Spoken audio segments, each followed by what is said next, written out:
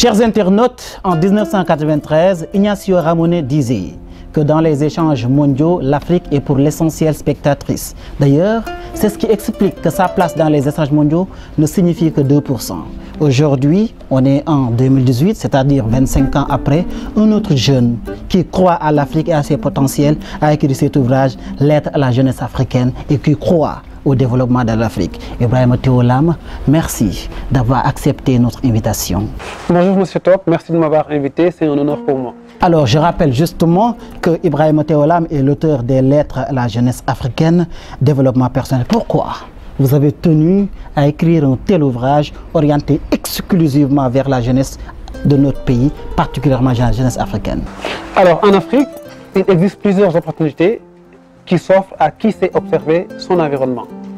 Et moi, d'une manière générale, j'adresse tous mes écrits aux femmes et aux jeunes pour juste apporter un éclaircissement par rapport à la façon dont on doit exploiter d'une manière générale nos ressources pour apporter un soutien de taille dans la construction du continent africain. Je m'explique. Aujourd'hui, on constate que l'essentiel de nos ressources disponibles au niveau de nos différents terroirs sont exploités par des puissances internationales. L'essentiel de nos acquis de la nature africaine est exploité par les grandes entreprises installées à l'extérieur de nos frontières. Ce qui voudrait dire que tout ce que nous avons comme disposition profite d'autres personnes qui ne sont pas installées dans nos pays, mais qui sont au-delà de nos pays. Je peux citer plusieurs pays comme exemple. Maintenant, le fait de constater cette situation m'a fait mal et je me suis engagé à apporter une réflexion en faisant comprendre aux jeunes qu'il est important qu'on comprenne nos territoires, c'est-à-dire notre environnement immédiat. Il est important qu'on se prépare à porter des projets novateurs. Il est important qu'on essaye pour apporter des projets concrets dans la vie de notre continent. Nous avons vu que votre engagement transcende les frontières du Sénégal. Nous voyons qu'en France et en Afrique, partout ailleurs en Afrique, nous voyons que vous essayez de montrer aux jeunes la voie qu'il faudrait suivre. N'est-ce pas d'ailleurs ce qui explique que votre préfacière Rekia Madougou, experte internationale en finance inclusive et développement, ancienne garde des Sceaux, ministre de la Justice, de la législation et des droits de l'homme du Bénin, a écrit dans cet ouvrage que cet ouvrage constitue au moins un exemple, une bréviaire pour la jeunesse consciente africaine? Alors, je remercie déjà Madame Rekia Madougou de m'avoir fait l'honneur de porter la préface de cet ouvrage, Lettre à la jeunesse africaine. Je me souviens de nos échanges au Congo. Elle m'expliquait qu'elle s'engage à porter cette préface parce que la façon dont les lettres ont été agencées lui rappelle qu'il faudrait qu'aujourd'hui que nous ayons une jeunesse avec un parcours bien maîtrisé, avec des éléments de parcours qui permettent de satisfaire les besoins de nos territoires. Maintenant le curseur là-bas, justement. Nous avons vu que tout au début, vous avez commencé l'ouvrage par un appel aux jeunes Africains, à un militantisme panafricaniste, on dirait, même dans le domaine, peut-être pas dans le jargon politique, mais quand même dans le domaine économique, dans le domaine du développement social. Vous appelez ça dans cet ouvrage. Pourquoi vous avez choisi à faire un appel à un militantisme panafricain? Vous savez, moi j'ai eu l'opportunité de travailler pendant 12 ans sur cette question de la jeunesse en France et en Afrique francophone. Ce que j'ai constaté, d'une manière générale, lorsqu'on s'adresse à la jeunesse, on utilise très souvent des propos blessants. Vous êtes paresseux, vous ne pouvez rien faire, vous n'êtes pas audacieux, vous n'êtes pas ambitieux.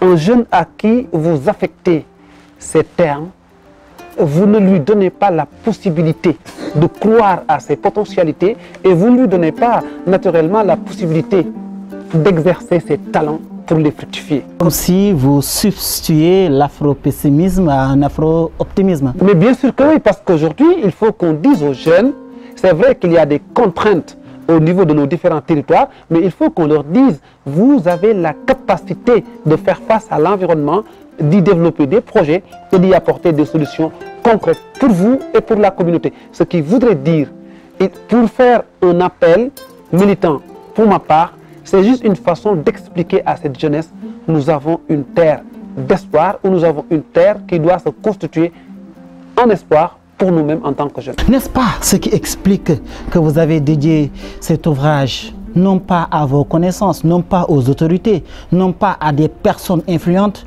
mais à des personnes modestes. Mais vous croyez en elles. Et vous nous dites, je dédie ce livre à toutes ces Africaines et à tous ces Africains qui sont dans ces situations, et plus particulièrement Babacar Diouf, qui est éleveur de porc à Ngazobil, Sénégal, à Clara Novo Toychoa, assistante de direction République centrafricaine. Vous déplacez le curseur au Centrafrique.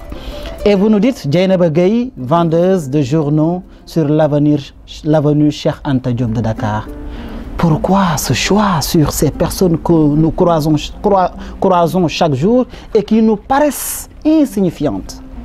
Alors, c'est vrai que dans notre continent, en général, on a tendance à inviter que des personnes qui ont des parcours extraordinaires ou qui sont riches. Des personnes à qui on a attribué un symbole de réussite. Pour ma part, la réussite ne doit pas être symbolique suivant un critère financier. Pour moi, la réussite, c'est quoi? Dieynaba Gueye, elle se lève très tôt le matin, elle quitte la banlieue, elle arrive à son poste de travail en général avant 6 h du matin. Elle n'est pas véhiculée, elle gagne en moyenne 45 000 francs par mois. Elle a réussi à nourrir son enfant et satisfaire ses besoins en fonction de ses revenus, qui ne sont que 45 000 francs CFA. Ce qui voudrait dire que Dieynaba Gueye a aussi le mérite d'être portée sur la scène internationale. Après 15 ans de métier, elle s'active toujours dans cette activité de vente de journaux. Pour moi, elle a du mérite. Si vous prenez le cas de M. Diouf aussi, que j'ai eu le plaisir de rencontrer à Ngazobil, mais lui, en fait, il fait plusieurs kilomètres pour rejoindre son lieu de travail. Et il préfère gagner 50 000 francs tous les mois que d'aller quémander ou d'aller faire d'autres activités illicites. Pareil pour Clara, c'est une jeune fille que j'ai connue à Paris, mais qui s'est engagée pendant son pays où il y avait une guerre, en prenant le choix de rentrer pour apporter sa contribution dans son pays. Parce qu'elle était sans papier, qu'elle s'est dit, mais pourquoi pas y aller? Je ne peux pas être en France sans papier, vivre dans des conditions quand même quasi normales, parce que je gagne de l'argent, je travaille, j'ai pas de problème. Mais est-ce que je vais rester ici dans ce pays, tout en sachant que dans mon pays, on a besoin d'efforts supplémentaires pour qu'on arrive à retrouver la paix et économiquement avoir d'autres possibilités.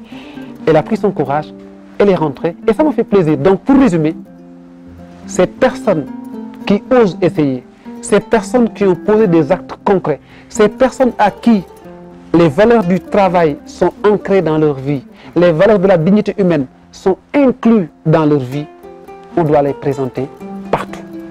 Chers internautes, il s'agit de Ibrahima Théolam. Je rappelle juste qu'il est consultant en développement et chargé d'enseignement dans le supérieur en France et en Afrique francophone.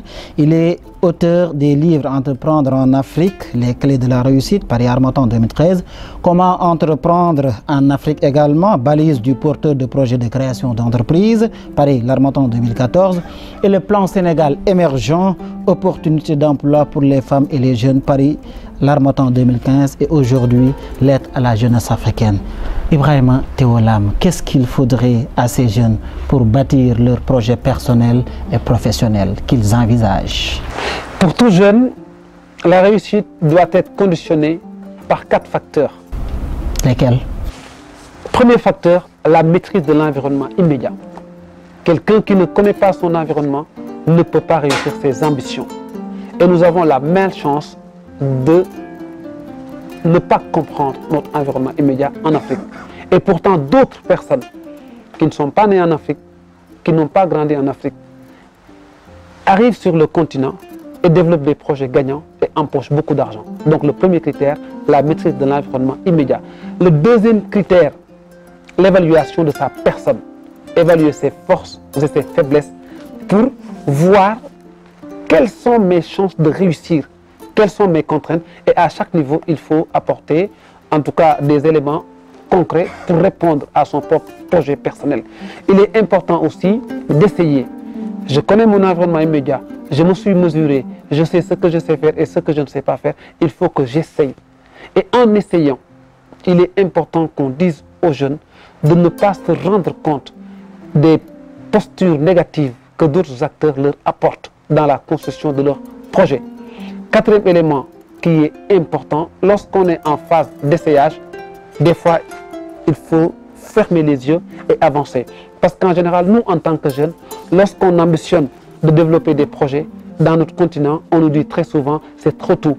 On nous dit très souvent, vous êtes jeune. Cheikh Anta Diop disait qu'en chacun de nous, jeunes Africains, sommeille vraiment un savoir qu'il faudrait tout faire pour réveiller. Il faut se rebuffer pour que ceux qui sommeillent en nous puissent se montrer au grand jour. Et là, dans la première lettre, vous nous dites se découvrir, mesurer ses aptitudes.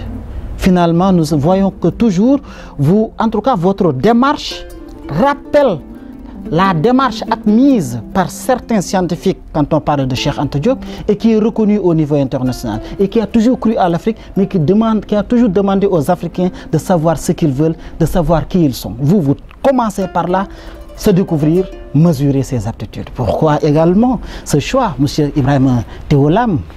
En tout cas, c'est un plaisir que vous me rappeliez Cheikh Anta Diop. C'est une personne à qui j'ai beaucoup d'admiration et de considération. Il fait partie, en tout cas, de ces personnes-là qui estimaient que l'Afrique doit se construire à partir de son identité. Et j'apprécie beaucoup, en tout cas, à l'image de votre démarche. Exactement.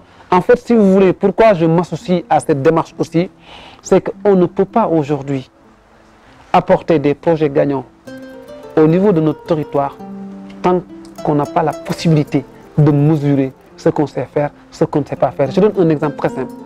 Aujourd'hui, tout le monde estime qu'au Sénégal, que nous allons nous développer parce que nous avons trouvé du pétrole. En effet. C'est un bon espoir. C'est une très bonne chose. J'apprécie le fait que nos autorités se sont engagées à diagnostiquer jusqu'à ce qu'on ait trouvé du pétrole. C'est une bonne chose. Par ailleurs, ce qu'il ne faudrait pas oublier, c'est que nous n'avons pas conçu des machines qui peuvent exploiter le pétrole. Nous ne savons pas forer, nous ne savons pas creuser des puits de pétrole. Ce qui veut dire finalement, tous les bénéfices d'une manière générale seront partagés par d'autres puissances qui ont la technologie pour extraire le pétrole. Donc finalement, il est important qu'on diagnostique notre environnement immédiat pour voir qu'est-ce qu'il faut créer pour réduire le niveau de dépendance. Avez-vous l'impression que le jeune Sénégalais, de manière spécifique, comprend réellement ces enjeux et se bat corps et âme pour la réussite, sa réussite personnelle, mais également la réussite de sa société, de manière beaucoup plus générale? À mon avis, le jeune Sénégalais ne comprend pas ça, parce qu'on ne lui a pas donné la possibilité de fermer la problématique.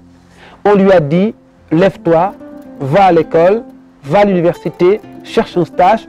Il n'y a pas eu une démarche de construction personnelle de son projet. Il n'y a pas eu une réflexion autour des questions importantes.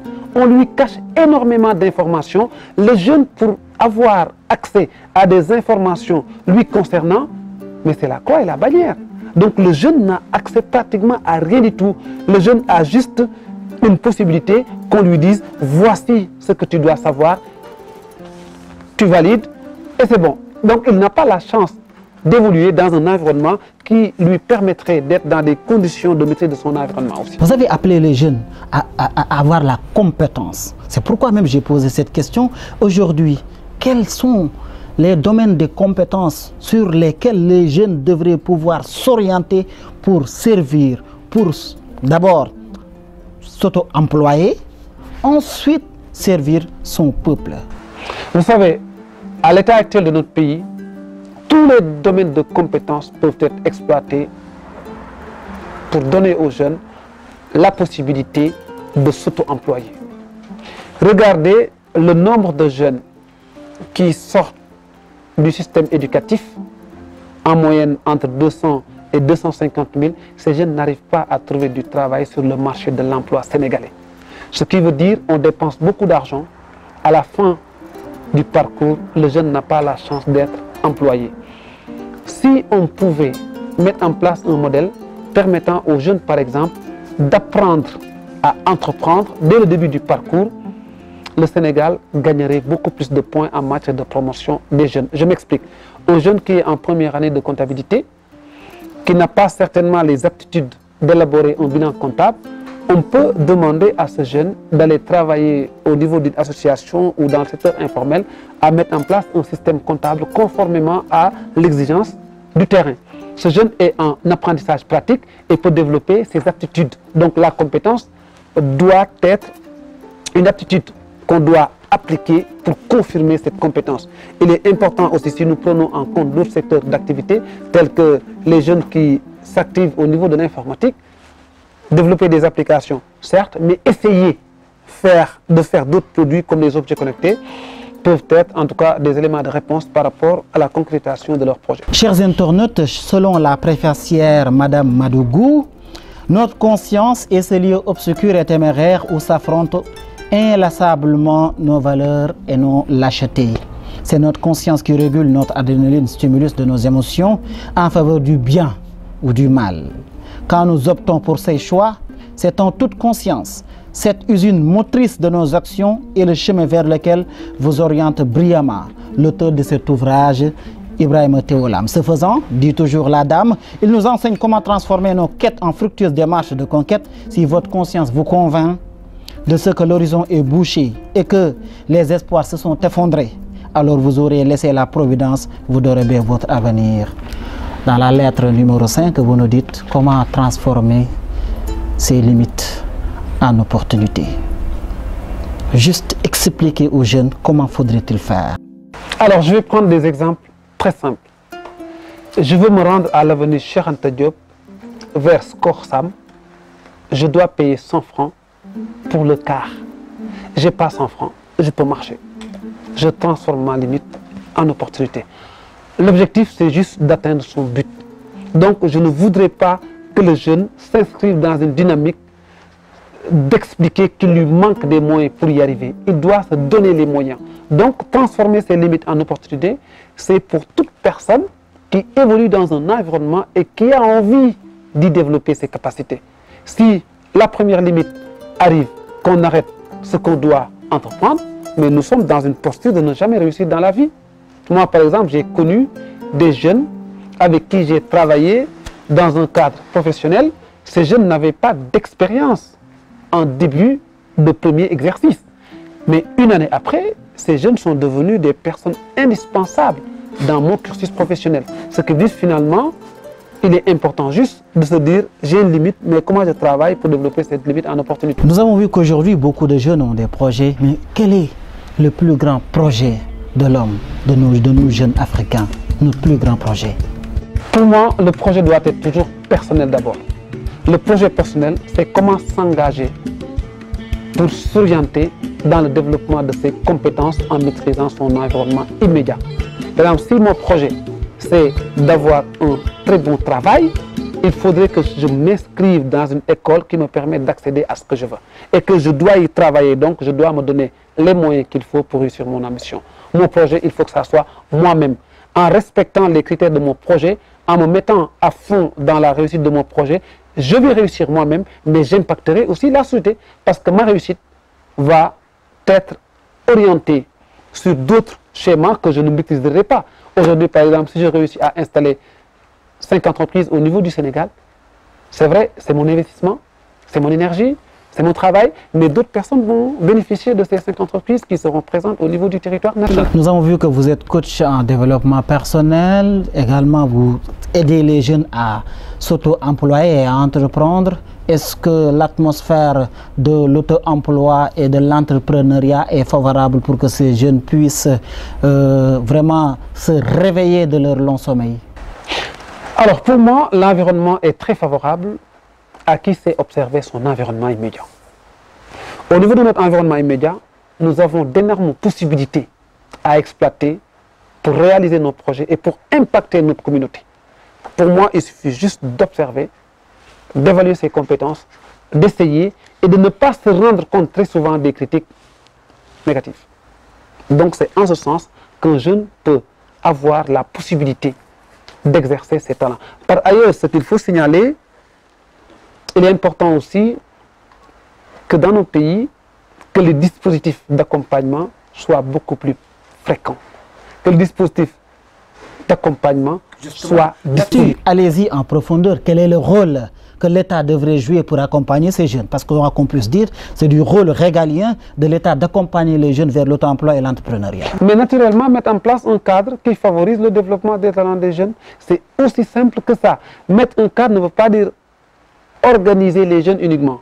Mettre un cadre ne veut pas dire organiser les jeunes dans la partie accompagnement au projet. Mettre en place un cadre ne veut pas dire uniquement créer des agences. Il est important de se fixer un but, mais il est important aussi d'avoir une ligne de conduite te permettant en tant qu'État d'accéder à ce but.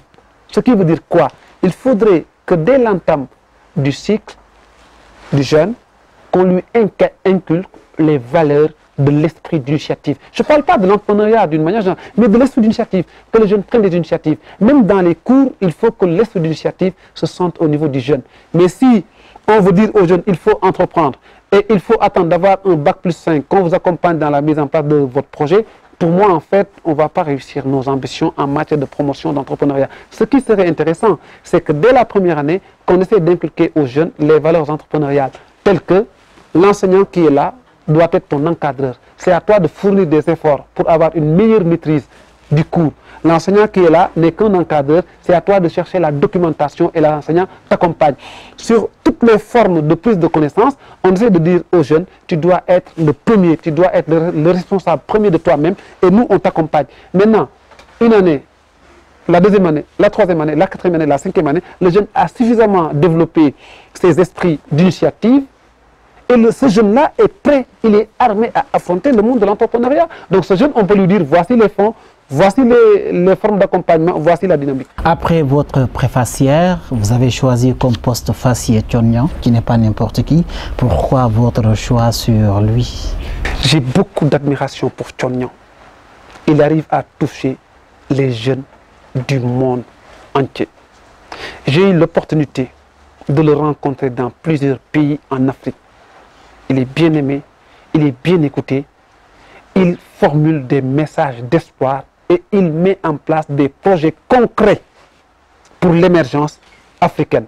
Des projets dans le domaine de l'incubation des jeunes et des projets dans le cadre de l'énergie solaire pour permettre à des populations modestes d'accéder à l'énergie. Mais moi, je l'ai choisi dans sa dimension accompagnement et promotion des jeunes. Ne serait-ce que ces ouvrages. Un jeune peut se construire. Donc pour moi, naturellement, lorsque je vois un jeune talentueux qui apporte sa contribution, je ne peux faire que reconnaître ses talents et lui donner ce que je lui réserve dans mon cœur. Quand je parle de Thione, je suis toujours passionné, parce que c'est une personne à qui j'ai beaucoup d'admiration. Fin de l'émission, votre dernier mot, M. Ibrahima Théo Lam.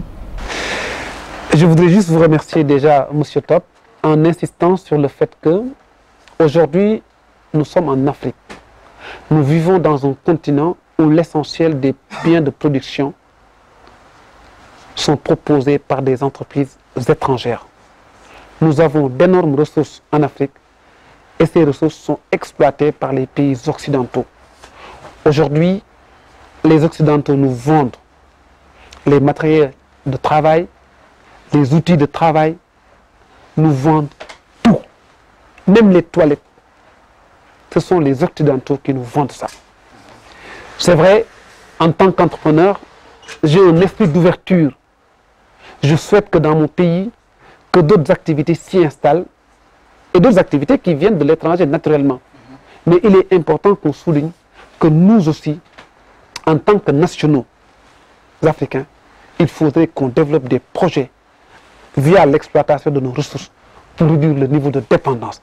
Parce que si demain les Occidentaux arrêtent de nous vendre, nous serons des personnes handicapées dans notre propre système. Donc il est important pour nous qu'on essaye non pas de mettre en place une relation équilibrée, mais juste de prendre des petites parts de marché suivant l'exploitation de nos ressources pour arriver à un niveau de réduction de la dépendance vis-à-vis de ces pays qui nous apportent tout dans notre continent. Pour conclure, chers internautes, je vais reprendre juste Thione Niang qui dit « Chers jeunes d'Afrique, Je vous invite à lire religieusement les lettres qui vous sont adressées, car à travers des thèmes simples et pratiques, ce livre vous incite à aller de l'avant. Il ramène chacun de vous à l'humilité des petits commencements, afin de bâtir de solides bases pour l'avenir. C'est un livre qui incite à la raison, à la responsabilité face à vos choix quotidiens. Cet ouvrage donne à l'élan pour affronter la vie et oser l'âge adulte. Madame, Monsieur, chers internautes, merci d'avoir suivi cette émission et à la prochaine.